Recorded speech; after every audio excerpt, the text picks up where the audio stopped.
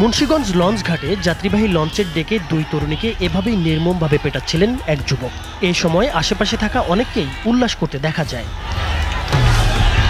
অভিযোগ উঠেছে, লঞ্চে থাকা ওই দুই তরুণীর সঙ্গী আরও অনেকের মোবাইল এবং টাকা লুটপাট করা হয়েছে এ সময়। স্থানীয় সূত্র ও পুলিশের তথ্য অনুযায়ী বয়সী তরুণ একদল ছেলেমেয়ে নৌভ্রমণ ও পিকনিকের উদ্দেশ্যে লঞ্চটির অনেকগুলো কেবিন ভাড়া নেয়। তারা লঞ্চের ছাদে গান বাজনা ও নাচের আয়োজনও করে। লঞ্চটি মুন্সিগঞ্জ ঘাটে থামলে ৮-১০ জন তরুণ তরুণী চা নাস্তা কিনতে টার্মিনালে নামেন। এ সময় তাদের সঙ্গে স্থানীয়দের বাকবিতণ্ডা হয়। এর সূত্র ধরে উত্তেজিত স্থানীয়রা লঞ্চে উঠে ওই তরুণ তরুণীদের উপর হামলা চালায়। তাদের সংখ্যা অন্তত ৩০ থেকে ৪০ জনের মতো ছিল বলে জানা গেছে।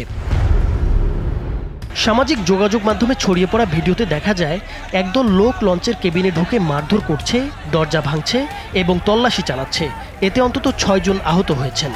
লঞ্চটিতে থাকা প্রায় ৩০০ সাধারণ যাত্রী ঘটনার শিকার না হলেও এরকম ভয়াবহ পরিস্থিতি দেখে তারা আতঙ্কিত হয়ে পড়েন।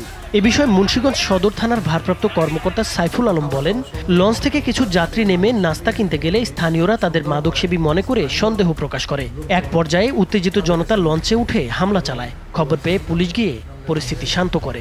কথাবার্তা অসংলগ্ন এবং তাদেরকে মাদকসেবী মর্মে সন্দেহ হয় স্থানীয় লোকজন তাদেরকে চ্যালেঞ্জ করে। ওই সময়ের আরেকটি ভিডিও সামাজিক মাধ্যমে ছড়িয়ে পড়লে ভিডিওতে দেখা যায় ২ জন তরুণীকে লাঠি জাতীয় কিছু একটা দিয়ে উপর্যুপরি আঘাত করছেন এক যুবক।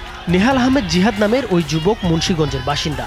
মুন্সিগঞ্জ সদর থানার ভারপ্রাপ্ত কর্মকর্তা সাইফুল আলম বলেন, শুক্রবার মারধরের ভিডিও ভাইরাল হলে সে ঘটনার প্রেক্ষিতে আমরা জিহাদকে থানায় আসতে বললে সে থানায় আসে। ঘটনার বিষয়ে জিহাদ বলেন, স্থানীয়রা তাদের আচরণ ও পোশাক দেখে ক্ষিপ্ত হয়ে ওঠে। আমি ভাই হিসেবে তাদের শাসন করেছি, যা করা ঠিক হয়নি। তবে আমি এমনটা না করলে তরুণীরা আরও হেনস্থা হতে পারত।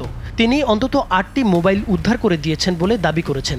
এছাড়া তিনি মারধরের ঘটনায় অনুতপ্ত বলেও স্বীকার করেছেন। ছোট বোন হিসাবে ওদের শাসন করেছে, আমার যদি মোটিভ থাকতো আমি ওদের উপরে মারবো, কিছু একটা করবো।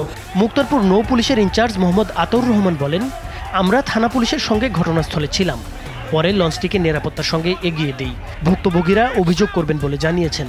তবে শনিবার সকাল পর্যন্ত কোনো লিখিত অভিযোগ করা হয়নি। অভিযোগ পেলে যথাযথ ব্যবস্থা নেওয়া হবে বলে জানিয়েছেন তিনি। নাইমুর হোসেন, মাছরাঙ্গা টেলিভিশন।